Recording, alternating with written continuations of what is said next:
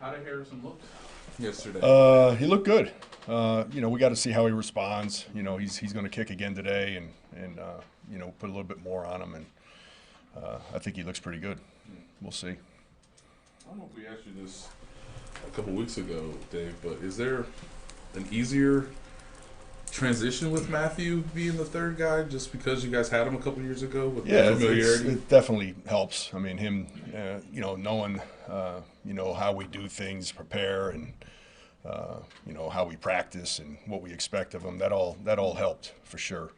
And then he's a veteran too. He's been in a lot of places. He wasn't like he was, a rookie coming off the street. He was a guy that's done it before in games, I should say. None bigger than that one. That was huge right there. What was your view as the kick went up and going? I thought he missed it. The way it came off his foot. If it was any deeper, obviously he would have missed it. But it's a big kick. It's a lot of pressure on him.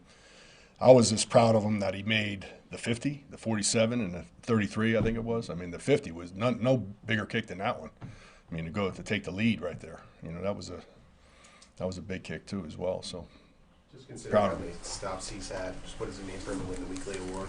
Yeah, that was huge for him. I mean, it's going to help him down the road. Eventually Bucker's coming back, and we can't have three kickers. I mean, so he's gonna. It might help him get a job down the road. He deserves it.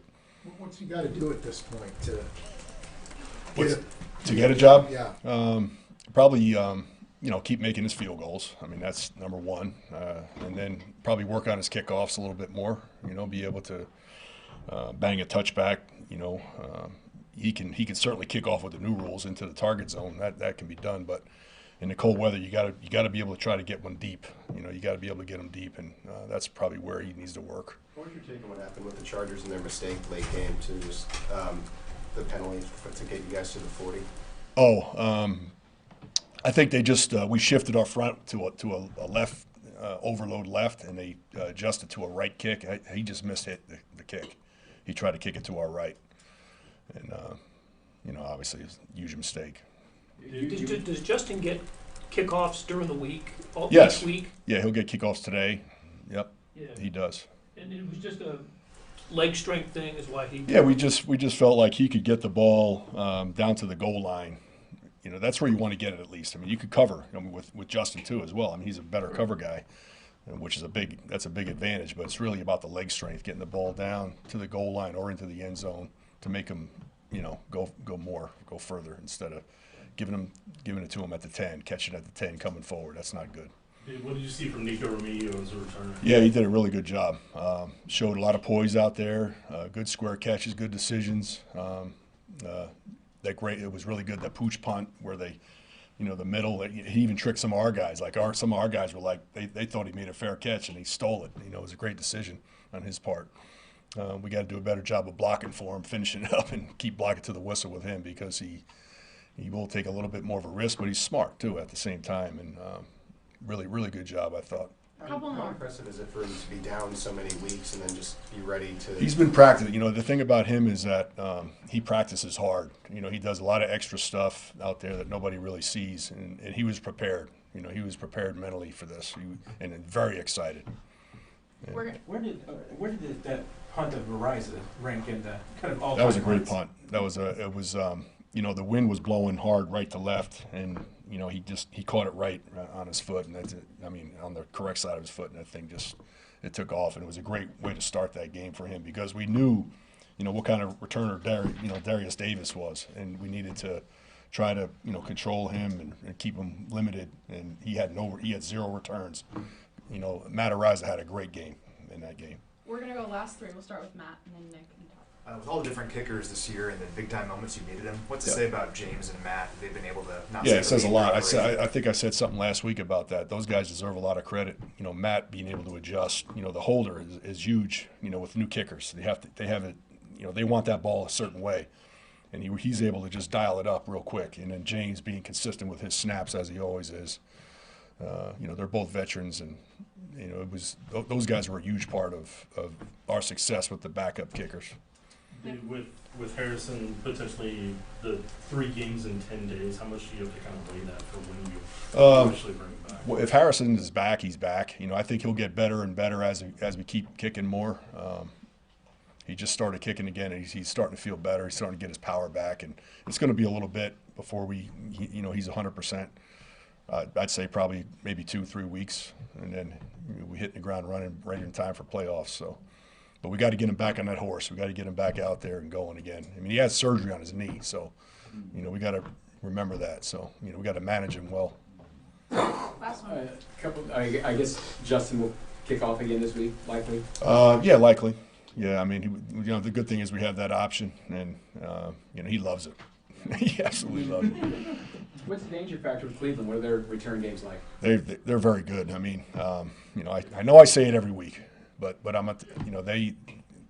dangerous. I mean, they got a lot of good football players out there, and the cold weather always is a problem. The rain. I mean, the ball mishit, whatever. They get the ball in their hands, so it's going to be tough. Thanks, Coach. All right, thanks.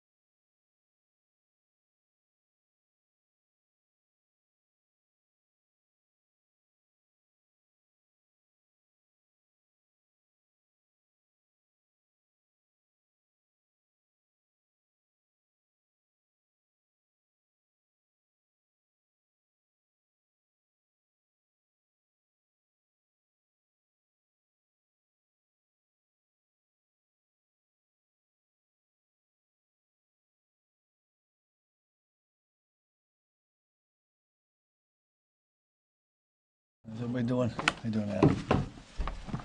All right, I don't have any wild words of wisdom, so I'm just gonna open it up. Let you guys fire away.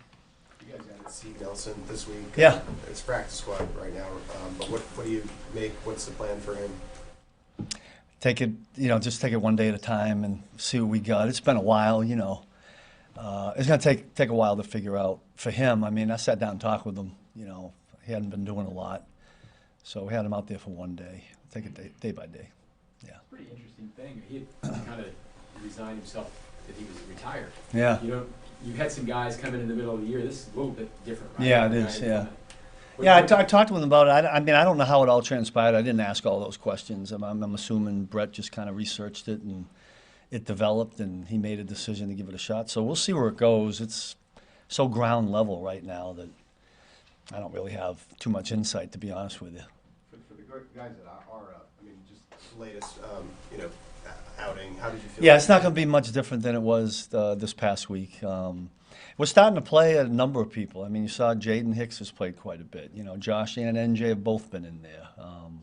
Like to try to keep working Chris Roland Wallace in there. That hasn't happened as much, but I think it's probably time to do that. You never know when we're going to have an injury and we're going to need these guys. So I think the experience is really good, and quite frankly, some of those guys have deserved it. So we'll get them in there. Steve, man coverage is such a part of your identity, what you guys like to do. Yeah. What's the adjustment when just things aren't going as well as you'd like?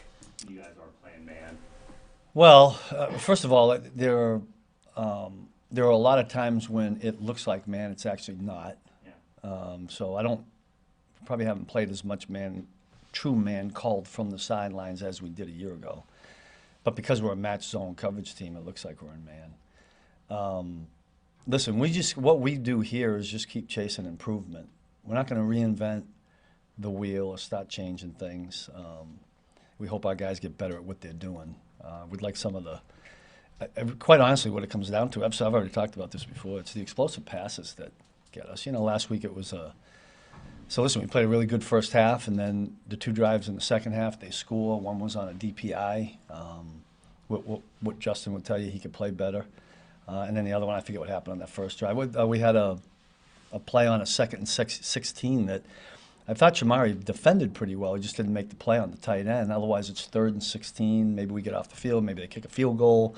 Things are a little bit different. So it's that close, especially this time of year. But I think we just keep grinding away at what we're doing and try to get better at it. Is there a better test for explosive attempts than Jameis Winston and what he brings to the table? Is there a better test, you said? Yeah, no, they can be explosive, can't they? Him and number 3. So listen, that was the focus. The very first day we started working on Cleveland, which was Tuesday, and we got to eliminate. If that happens, it makes it a little bit tougher for us, and it'll certainly open up things for them. But let's see if we can't find a way to eliminate those. Steve, for your pass rush, where do you feel like you are to be in terms of potentially being playoff ready? Yeah, I don't know. I mean, we're going to take it. We still got 4 more games. I mean, right now, I don't go too far forward. I mean, I know everything that's lined up, and I realize we won the division. That's all great. But we're playing the Cleveland Browns, and that's all we worry about. We're hoping every game that the pass rush is, intense and violent, and we do really well, and then we evaluate at the end of each game. So we keep putting guys out there and see what we can get. With Jameis Winston, he, a lot of touchdowns, throw to the other guys too. You guys are obviously aware of that. How important is it when you get the opportunity to make that play? Yeah. To make that, because you probably don't have quite as many turnovers as you We do. don't. The turnover has been one thing that if you were saying, what would you like to change the most, it would be to jack up the turnovers. And we always say that catch the ones they throw to you. So if that happens, we got to catch them. Although we could all put our brains together here. I don't remember too many actual drop balls that we've had. Would that be a safe statement? So we can't blame it on that. Maybe we got to get our eyes back and, cover a little tighter and try to get some. But, whether it's a forced fumble, a sack fumble, an interception, we all know the difference that makes in a win or loss. And we haven't had as many as we would like. And what I'm hoping for is that we're saving them all up. I hear you guys talk a lot about eyes, right? Yeah. How do you coach the eyes part if you're not in the game? Is it something you can look on film, or is it practice field stuff? Yeah, I think it comes back to the practice field. Like even in yesterday's practice, I mean, I began yesterday's meeting with eye discipline, big PowerPoint, because I think that's really important now.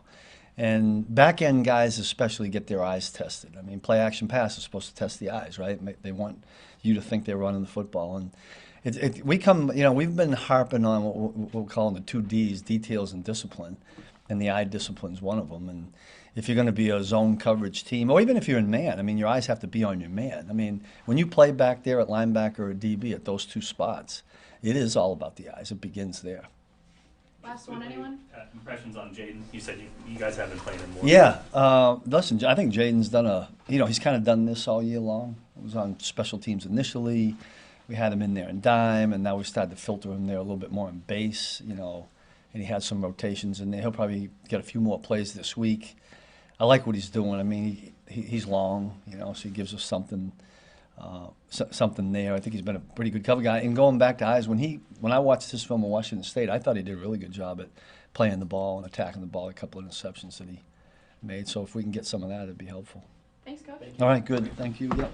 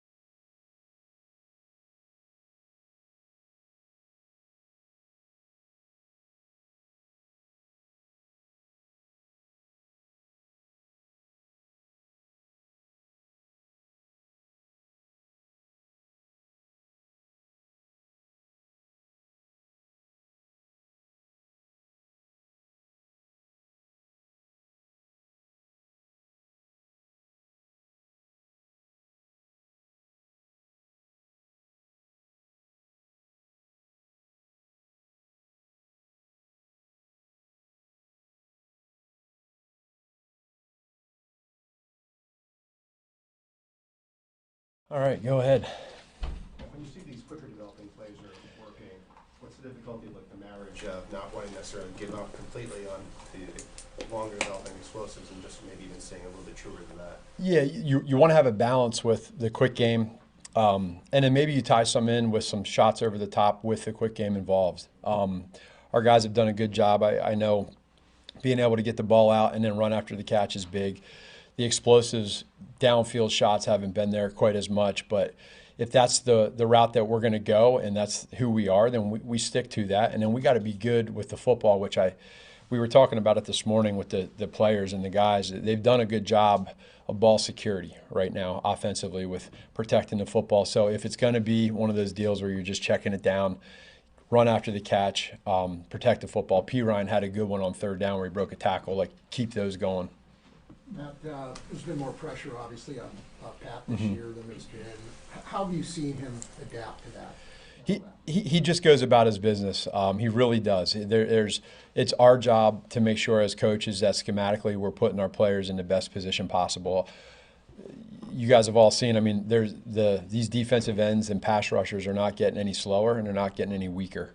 They're pretty good. And so that credit to them, but at the same point in time, we got to make sure that we're always working footwork drills in the pocket. A lot of times you can practice 3-step timing from the gun, 5-step timing, hitch throw, slide left, slide right. Not so sure it's always like that. So continuing to practice so that in the game you feel the presence of maybe some edge pressure or maybe it's A-B gap pressure.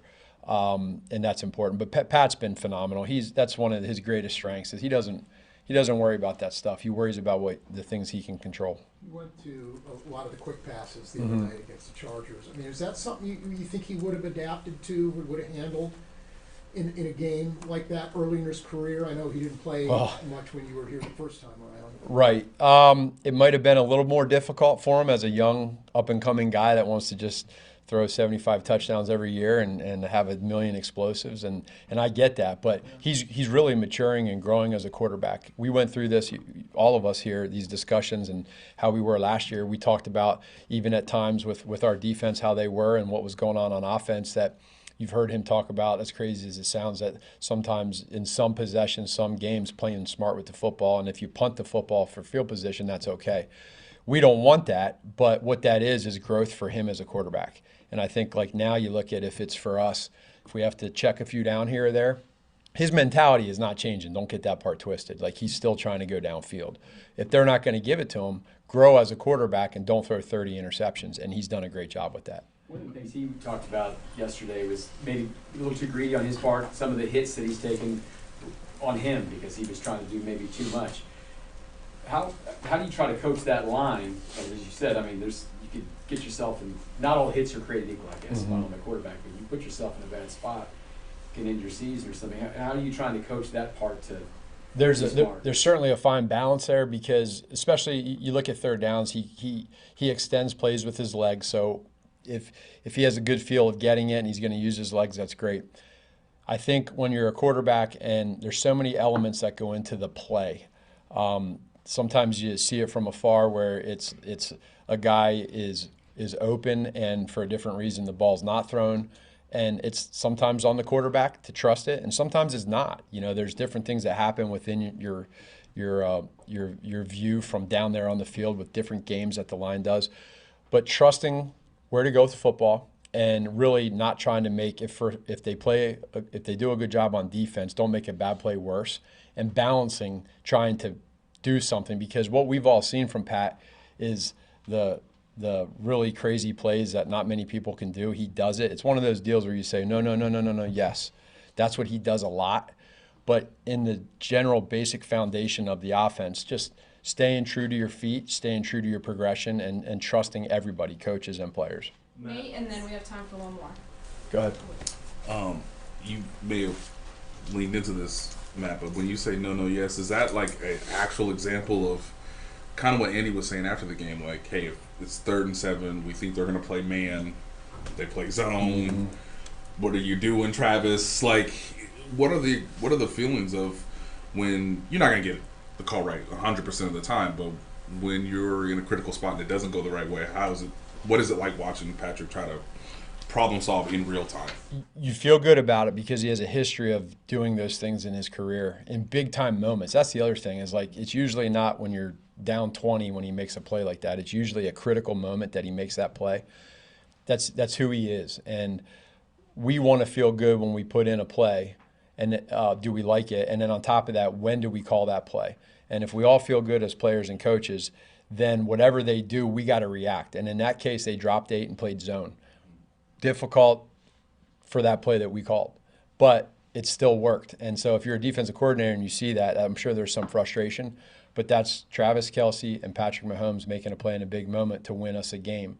And for us as coaches, there's a balance, and there's also a trust in them knowing that if that throw wasn't there to Travis, we feel good that Pat's going to make the right decision and not make a poor decision.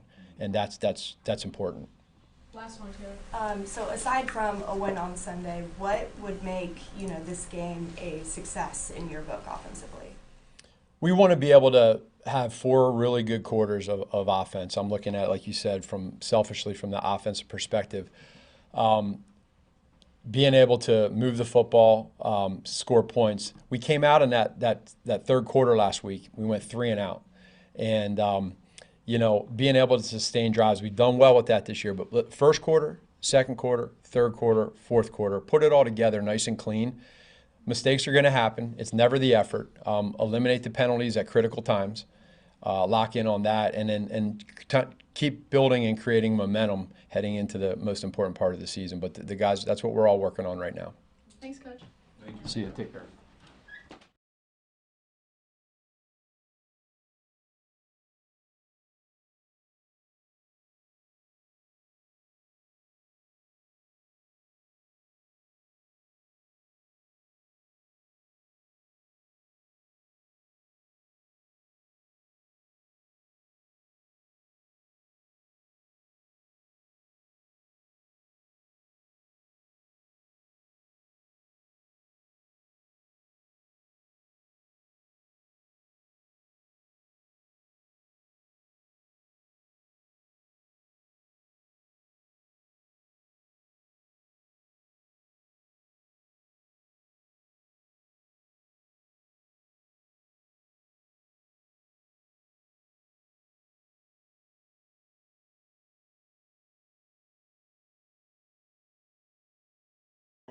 Fire away.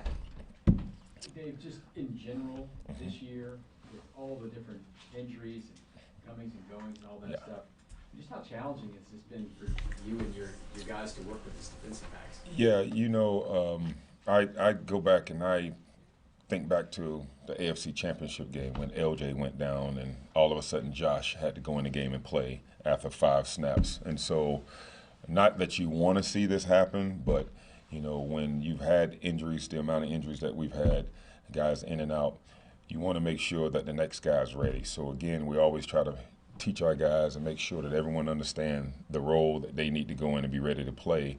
And with that comes a lot of responsibility on the players to make sure they know what they're doing when the defense is called. So, but it's not easy. You wish everyone would stay healthy. I'm quite sure all the other 30-plus teams would want the same thing, but once you have an injury, you have to be able to overcome it, and hopefully your next guy is ready to go because everyone's a starter when you're in the room. Your defensive backs coming into this year have been so good, and there's been a little bit more explosives this year, and it's a lot of the same guys. So what's your rhyme or reason? I think eye control. And speed and pedal, if I'm a safety, if I'm a nickel, making sure that I play with the proper angles, angling out. It's just little things that we need to correct. And as far as explosive, yes, this is the most probably explosive passes that we've given up since I've been here. And so, but hopefully all of that is going to taper down from this point forward and getting the guys locked back in. I told them, I said, sometimes you're going to be derailed, and you have to understand what was the cause for that derailment and getting the guys back into just alignment, technique, keys, and assignment, and just going back to the basics is what we've done the last week and a half. If you guys hadn't played Najee a lot before the season, obviously due to the injury he had a year ago, what's the difficulty of trying to get him as much experience as possible? Obviously trying to win the game, but knowing that he's not a perfect football player. There are going to be maybe more mistakes than you're accustomed to. How do you sort of keep that in perspective while also trying to coach him through it? Yeah, you know, good question. I think when it comes to Nazi, a young man that hasn't played the cornerback position, and he comes here, and all of a sudden we're asking him to play cornerback. I think just trying to keep him comfortable with the calls and the technique and the footwork. And so it's not easy, it's very difficult. He's a young man that he and we meet twice a week during the mornings, trying to get him caught up to speed on the certain techniques. Then all of a sudden we actually just cut that back to once a week. But just trying to get him to watch as much film as he can and understand what he's watching. And then when we go out to practice, trying to get him as many reps as we can give him. Because you're right, I mean, last year with the injury, and then coming back this year and trying to plug him in there. And a couple of games he started for us. And so just understanding that as a corner or a DB period, you have to have a short memory. And so if you're beat on a play, you have to flush that and let it go. And I think that's been a little new to him as well. And all of a sudden, there could be a little hesitation on his part, trying to go up and do certain things because you don't want to get beat again. So just trying to work him through it. How did Josh do Couple last more. week before he got hurt? Yeah, no, Josh did well. I mean, Josh is a long, big guy, like I said, that we've used before. And so I think Josh is going to be, you know, the perfect guy that we need to be out there with his length and his ability to go out and play versus some of the wideouts that we're getting ready to face. So Man coverage is such a big part of what you guys do, take pride in. How can you evaluate how you guys have done in that aspect this year? Well, you know, you're talking man, when you're dealing with man coverage, I think these guys are still learning each and every week because every receiver brings a different release, a different flair. And so no two receivers release the same. And so just constantly teaching these guys how and what to look for and switching up some techniques. And so I wouldn't say we've been great at it, but I think it's always constantly a work in progress. Last one, Nick. Dave, with the combination of Tillman, Moore, and Judy, what are you seeing from that wide receiver group? Yeah, very, very explosive. You're talking Judy, explosive off the line of scrimmage. And Moore is the same way. And so, but these guys have long ball, deep ball ability to run past defenders. And so that's the main thing that you see in their quickness off the line of scrimmage. Being able to run in-breaking routes. And so, but their ability to get down the field and get down very quickly is what we've seen on film. And you have to stop that somehow. Thanks, guys. Get your hands on them. All right. Thank you, guys. All right.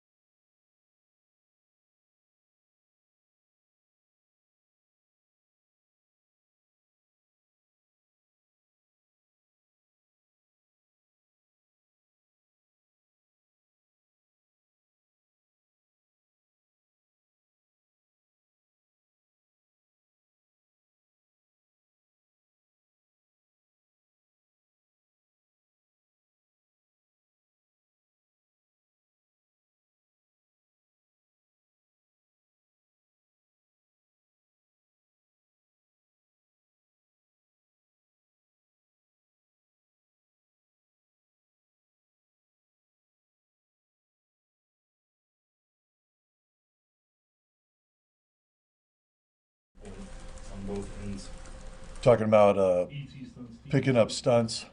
You know, that's something we're working on and need to be better at. And a lot of that has to do with chemistry, and if a guy's he's a little bit deeper and I'm a little bit more shallow, so getting on same levels. So we work on that and on, especially on a day like today, where we're going to be doing a lot of our throwing game.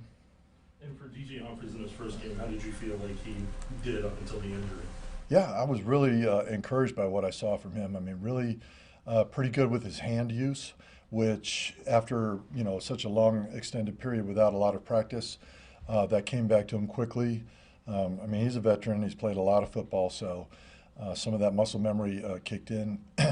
His sets, I thought, improved as the game went on, so I was really encouraged by that. How about the way Wanye reacted first to to sitting and then having to come back in and play those last few snaps, and how he performed in that? Yeah, I thought he handled that whole situation like a pro. From the moment we talked to him about what our plans were, what our intentions were, he approached it the right way, went out and knows, you know, as a young player, he's continuing to work, as we all are, to get better. I thought he did that. And then when he was called on, I mean, you got to be ready, you know, things happen. And he stepped in. I thought he did a good job. In that same vein, you guys hit the reset button on Kingsley. We talked to him and see him less now. Just how do you feel like he's responded to what has turned into like a step back year in a sense? Yeah, very well. Also handling it like a pro, a young pro, but he's working very hard every day, and I'm seeing some improvement out of him. I really like both of our young tackles and their ability and how they're working right now. Is the plan still to keep Kingsley at left tackle, or are you asking him to maybe do some things at right tackle as well? Well, he's got left tackle ability for sure, and I love what he can do out there. But like all of our linemen, we train him to play multiple positions. So you'll see him in practice. He'll jump in there at guard. So, yeah, we don't peg anybody as he's this or that. We don't know what's going to happen with DJ. He's got hamstring. I mean, maybe he won't be able to play. Who knows? But if he can't play this week, I mean, what's the plan at left tackle? Yeah, well, we've got a lot of options there, and ultimately Coach Reed will make that decision. Andy, for this offensive line, what do you feel like gets them best in rhythm from a pass protection perspective? I'm sorry, one more time? For your offensive line, what do you feel like for them gets them best in rhythm from a pass protection? Oh, I'd say the same thing that gets our offense in rhythm. You know, when you're staying ahead of the chains, you're being positive on first and second down, you're getting to third and manageable. I mean, obvious things, but when that happens and guys start feeling that and you're in a flow, now you're playing freer, you're playing more confidently. I mean, it's a trickle-down effect. And so you got to start fast, and Coach does a great job of setting up his, play calls, his, famous first 15s that really, I think, a lot of times help our offense get into a rhythm. I got to ask you about the Browns and their front. A lot of people say, I know they haven't won as many games as they'd like, but Myles Garrett is certainly one of the best there is in the league. What all do they do with him? Move him around quite a bit. He's going to be everyone's issue at some point, probably. I would say he'll be everyone's issue at some point. Of course, he loves to line up on our left a lot, but everybody's going to have an opportunity to block him, and he's a great player. And really, they've got an outstanding front. I mean, like a lot of the teams we face, their front seven is their strength, and particularly that front. And those guys get off the bus rushing the passer. Now, they're going to be at home. They're going to be coming off the rock, and they do a great job of getting upfield and creating penetration and problems for offense. So it's a good challenge for us. Last one, anyone? Thanks, Coach. Thank you.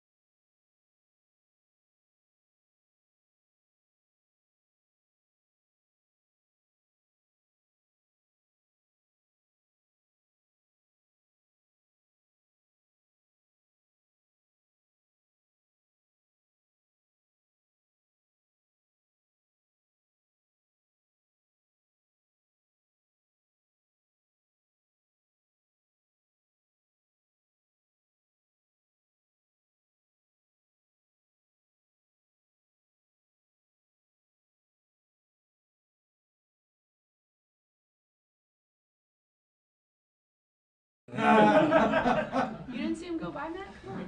That was a blur so fast. That's why we didn't see You run faster in the cold? No. All covered up. Hey, All Joe- right, fire away, guys. Hey, Joe, you guys started the season, you're playing Rasheed, a lot of yards after catch, and now one of your top guys is DeAndre, which is kind of the opposite of that. I just wondered, can you take us behind the scenes of how on offense you have all these plans in training camp and potentially you just change things over the course of time and remake yourselves? Yeah, it does appear that that there is like a change or a big drastic transformation. Really, it's just trying to get the ball to Rasheed as fast as possible, and similarly with DeAndre, just get him the ball the easiest way and the fastest way, and the way that he can put the most stress on the defense. And so we kind of got into a groove with Rasheed on a number of ways that we found success doing that. With DeAndre, where we know from his past a bunch of the ways that he's had success doing that. So now we're just trying to build that in a little bit. So it hasn't necessarily been as much of a drastic change as it is just a shift in the same mentality. How can we get these playmakers the ball, and just a little bit different twist. Reaching for different plays on the shelf? Yes, exactly. Reaching for different plays. And DeAndre's got a whole bunch of plays from his past that we haven't necessarily utilized a ton of, but that he's great at, so we're just bringing him back. Over the past month or so, how have you seen Xavier Worthy advance his game in your studies? He, some of the situational downs, third down especially, there's a difference between, and I've said this before, there's a difference between what he has and what he has to do. So on third down, if he has a route, on first and second down, you got to run that route at the right depth, be in the right spot. On third down, we got to move the chains. And so you have the route. You have to run the same route at the right depth. But then at the end of the day, we got to move the chains and we got to get the first down. And he's kind of been able to separate, and it's a very small, just a subtle difference, but he's been able to show up in those downs and distance and move the chains. And that's a hard thing to do as a rookie because it shifts within the game on kind of how you run those routes. But on those third downs that he's converting, you're seeing some of the he's running his route and then he's making a play. 3rd and 10 last game? 3rd and 10 last game when the timing of the route, he had the deep route, he was running it, he was ready and in the right spot, and then the clock just went off in his head. You know, the ball should be thrown by now. It's not. Let me turn around and figure out why. He sees Pat, he finds the open space, and then Pat makes an unbelievable throw, and then he makes the catch. So, yeah, that's exactly right. That timing in his head, where maybe on first or second down early in the year, he's just running all the way down the field towards the back pylon. Why has maybe the production for Noah really seemed to spike this year? Yeah, I think you're asking the wrong guy, because I would have told you 2 years ago that this production that we're seeing from Noah was due to break out at any time. He has been consistently just impressive as a route runner since the day he got here, and then more and more familiar with what we do and how we do it. So it's not a surprise to me. I think it's about time. It's been overdue.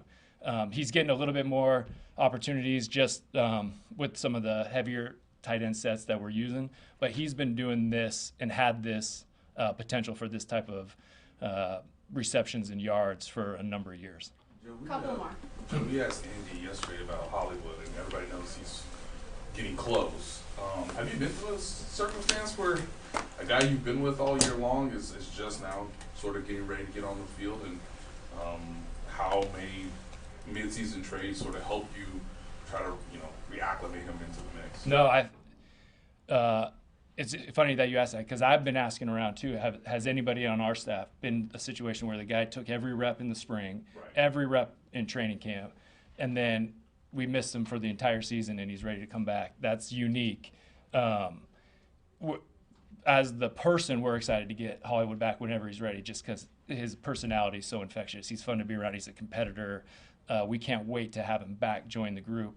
The football side of stuff, he's built that those reps, that camaraderie with Pat and the other receivers. He's been here, he's done it, and he's done it in his past. He just hasn't done it in a game yet this year, which is strange. But I don't expect. I mean, he wouldn't be coming back if he wasn't 100% and ready to roll. So when he is back, I expect him to kind of, just like riding a bike, hop back in where he left off. I know that might be a little asking a lot, but the way that he came in and the way he was progressing, maybe it's just the optimism, but you hope that he's just right there. And I mean, he's done it. We've seen him do it. Now it's just a matter of going out there and doing it. Last one, Matt. With Xavier, do you see any similarities with some of the things that you've been able to maybe do with him in the last month that is comparable, at least, to maybe some of the things that Tyreek did early in his career for you guys? Yeah, we're trying to stretch the field with him vertically like we did with Tyreek. And then when you saw just the playmaking ability as soon as they got the ball in the hands, some of those deeper throws are just low probability completions just because of the depth of the throw. So then it's like, how can we also complement his speed and threaten the defense with easier completions? And so with Tyreek, we tried to exhaust every way we could do that as well. And so we're building those in for Xavier. Yeah, so I would say a similar skill set, and we're trying to do that. And then you just got to build up to get to that comfort level and hopefully that style like Tyreek was. Thanks, Coach. Thanks, Coach. Appreciate it.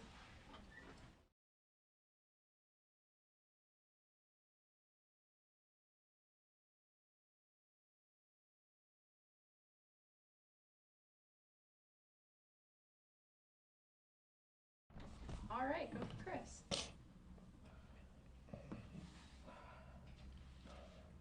What's going to be the biggest challenge with the Browns this Sunday?